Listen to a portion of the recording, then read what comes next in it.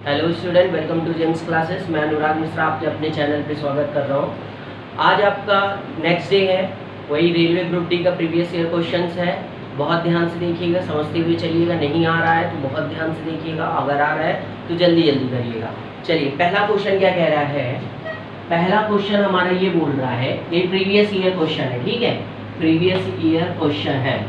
पहला क्वेश्चन क्या कह रहा है कि सिंप्लीफाई करना है। क्या करना है, निम्न का मान ज्ञात करिए। आपके स्क्रीन पे है क्वेश्चन। क्या कह रहा है, 10 plus 26 minus 15 into 20 minus 5 divide by 2 into 7 minus 5 बार। ठीक, ब्रैकेट क्लोज, ये ठीक। अब इसका हमको वैल्यू निकालना है। तो सबसे पहले ध्यान रखिएगा, इस सब क्वेश्चन जब आ जाया करे तो बॉड मास का तो ध्यान रहना ही चाहिए, बॉड मास का ध्यान रहना चाहिए। बी से ब्रैकेट या बार कह दो, बार होता है या ब्रैकेट होता है। फिर ब्रैकेट को क्या करो, फिर ऑफ का ओ से ऑफ होता, कहीं ऑफ दिखा तो वो सॉल्व करो, डिवाइड, मल्टीप्लिकेशन, एडिशन, सब्सट्रैक्शन। तो यहाँ सबसे पहले देखो हमको बार दिख रहा है, पहले इनको सॉल्व करेंगे।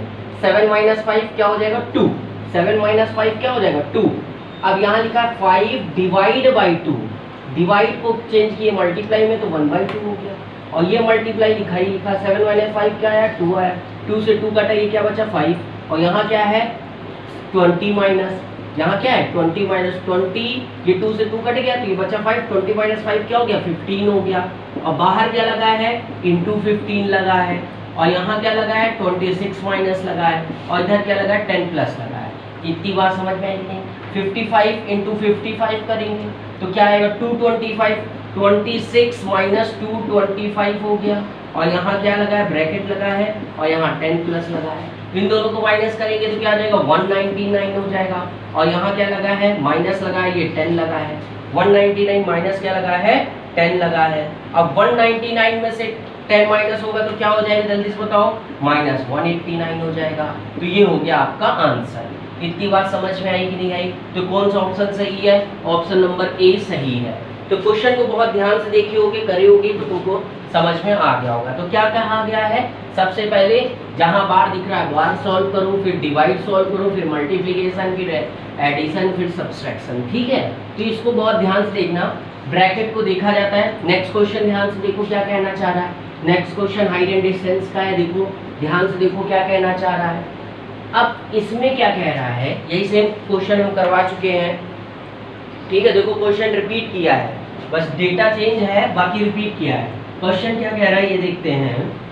8 मीटर ऊंचे प्लेटफॉर्म के शीर्ष, 8 मीटर ऊंचा प्लेटफॉर्म का शीर्ष, ये प्लेटफॉर्म हो गया, इसके शीर्ष एक टावर का उन्नयन कोण 30 डिग्री है। मान लीजिए ये टावर है, ये क्या है, ये टावर है। टावर का उन्नयन कोण, ये डॉट डॉट बेस बनाएंगे। उन्नयन कोण कितना बोल रहा है, 30 डिग्री है। ये पूरा टावर है, ठीक है। यदि प्लेटफॉर्म टावर से 40√3 मीटर दूर हो, मतलब प्लेटफॉर्म टावर से कितने रूट मीटर, 40√3 मीटर हो, तो इसका मतलब ये कितना हो गया, 40√3। तो क्या पूछ रहा है हमसे, टावर की ऊंचाई बताओ। सो सिंपल, ये 8, तो ये भी क्या हो जाएगा, इतना 8 होगा कि नहीं होगा, ये भी 8 होगा कि नहीं होगा। और इसको हमने मान लिया इतना x, इतना क्या मान लिया, x मान लिया। तो क्या लगाएंगे, tan 30 लिखेंगे कि नहीं लिखेंगे। tan 30 इक्वल्स टू क्या हो जाएगा, x बाई 40√3। tan 30 की वैल्यू क्या होती है, जल्दी से बताओ, 1√3 होती है। गुड। और ये क्या हो गया, x अपॉन 40√3 हो गया। ये इधर आ गया, 40√3 divide by √3 equals x। √3 cancel, x की वैल्यू कितनी आ गई, 40। हमको टावर की ऊंचाई बताना था, ये x क्या हो गया, 40 हो गया। टावर तो पूरा है, तो ये पूरे का क्या हो जाएगा, 40 plus 8 that is 48 meter. 48 meter, जो भी आपका यूनिट दिया, यूनिट पे ध्यान रखना।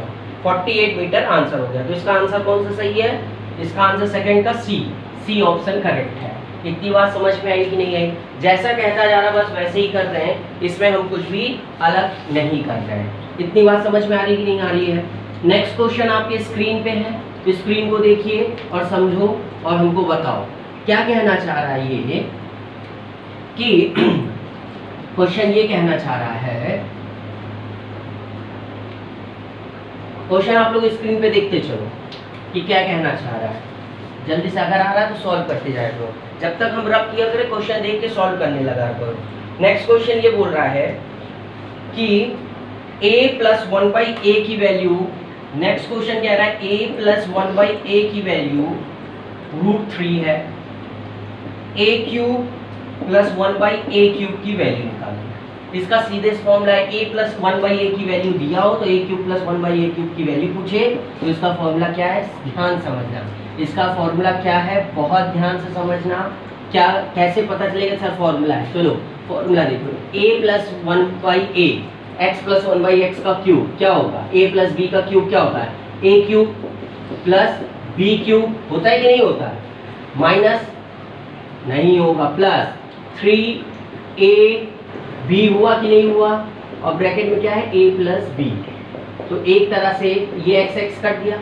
अब हमसे किसकी वैल्यू पूछा, a प्लस 1/a क्यूब, मतलब ये 3 है, ये क्या है x प्लस 1/x, इधर आ जाएगा कि नहीं, x प्लस 1/x का क्यूब, x प्लस 1/x का cube minus x plus 1/x, यही होगा कि नहीं होगा, कोई दिक्कत, पहले जल्दी से बताओ, कोई दिक्कत नहीं ना।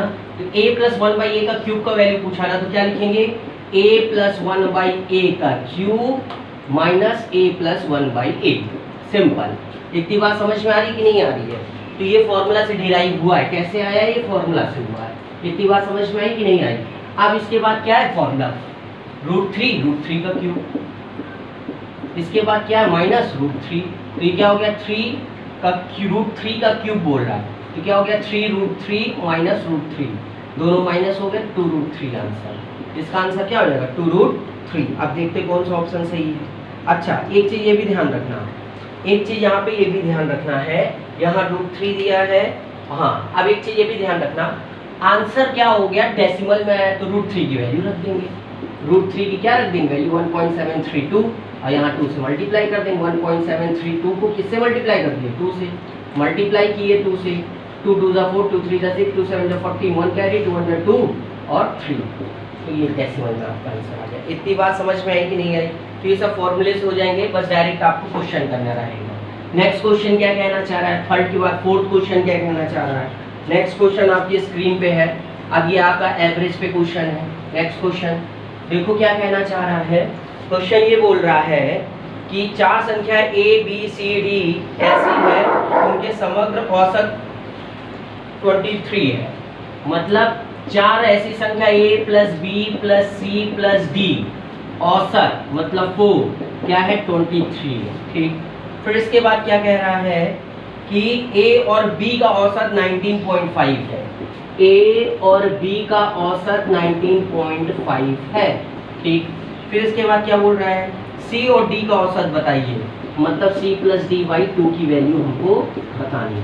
अब ध्यान समझना, a प्लस b की वैल्यू क्या है, a प्लस b, ये इधर जाएगा क्रॉस मल्टीप्लाई होगा कि नहीं होगा, क्रॉस मल्टीप्लाई होगा कि नहीं होगा, तो ये कितना हो जाएगा 39 हो जाएगा, ये 2 इधर जाके मल्टीप्लाई होगा 39, तो a प्लस b की जगह हम क्या रख सकते हैं 39, a प्लस b की जगह हम क्या रख सकते हैं 39 प्लस c प्लस d है कि नहीं है, इक्वल्स ये 4 उधर गया मल्टीप्लाई हुआ, 4 3 12, 4 2 8 और 9, c प्लस d की वैल्यू कितनी आ गई जल्दी से बोलो 92 माइनस 39, इन दोनों को माइनस करोगे तो कितना हो जाएगा जल्दी से को 353 हो गया, कितना हो गया 53, c प्लस डी की वैल्यू, और हमको चाहिए क्या c प्लस डी बाई 2, मतलब इधर 2 इधर 2, इसका आधा कर दो आंसर हो गया। तो इसका आधा कितना आएगा 26.5 आ जाएगा, तो इसका ऑप्शन क्या हो जाएगा 26.5। देखो जल्दी से कहाँ है ऑप्शन, कहाँ है सी ऑप्शन सही है, इसका क्या हो जाएगा सी ऑप्शन, इसको सॉल्व करोगे 26.5 आ जाएगा। इतनी बात समझ में आई कि नहीं, तो कैसे किया जाता है ये अभी हम आपको बता रहे हैं, कैलकुलेशन अगर फास्ट रहेगी तो ये सब बहुत तेजी से हो जाएगा। नेक्स्ट क्वेश्चन क्या कहना चाह रहा है, वो एकदम सिंपल क्वेश्चन है, एसआई बेस्ड है क्वेश्चन, सिंपल इंटरेस्ट का क्वेश्चन है, सिंपल इंटरेस्ट का सिंपल क्वेश्चन है, केवल क्या करना है डेटा पुट करना है। सोचो कुछ क्वेश्चन ऐसे हमको मिले जो बहुत सॉल्व करना पड़ रहा है, कुछ क्वेश्चन ऐसे मिल रहे जो इजीली हो जा रहा है, तो देखो कहीं से टाइम सेव होगा तो कहीं टाइम लग जाएगा, वो ओवरऑल के हिसाब से बनता है। जैसे बोला 250 रुपीज़ पर, 250 रुपीज़ पर मतलब p की वैल्यू 250, ठीक। फिर इसके बाद बोलो 4.5% वार्षिक ब्याज, मतलब आर की वैल्यू 4.5, ठीक। फिर इसके बाद क्या बोल रहा है कि 2 साल के लिए, टी का मतलब 2, ठीक, प्राप्त ब्याज होगा। क्या बोल रहा है? ब्याज होगा। आप साधारण बोला ब्याज क्या बताना है, SI equals to P into R into T by 100। P की वैल्यू कितनी है? 250 इंटू 4.5 इंटू 2 अपॉन 100। इतनी बात समझ में आई कि नहीं? 0 से 0 कैंसिल, 4.5 2 सा 9 हो गया, 25 इंटू 9 बाई 10, 5 5 जा 5 2 जा 5 9 जा 45, 45 हुआ कि नहीं हुआ? 45 बाई 2, इसको डिवाइड करोगे 22.5 आंसर आ जाएगा। तो इसका कितना आंसर आ जाएगा? 22.5 रुपीज़, मतलब 22.5 लिखा है ना, तो 50 रुपीज़ हो गया। इतनी बात समझ में आई कि नहीं? कौन सा ऑप्शन सही हो गया तुम्हारा? ए ऑप्शन सही हो गया। केवल सॉल्व ही करना और इसमें कुछ करना नहीं है, ठीक है। तो क्वेश्चन बहुत ध्यान से सॉल्व करना, और यही सब क्वेश्चन है आपके एग्जाम में आएंगे, आ चुके हैं, फिर से आने के चांसेस रहेंगे, ठीक है। ओके, लाइक शेयर सब्सक्राइब करना एकदम मत भूलना।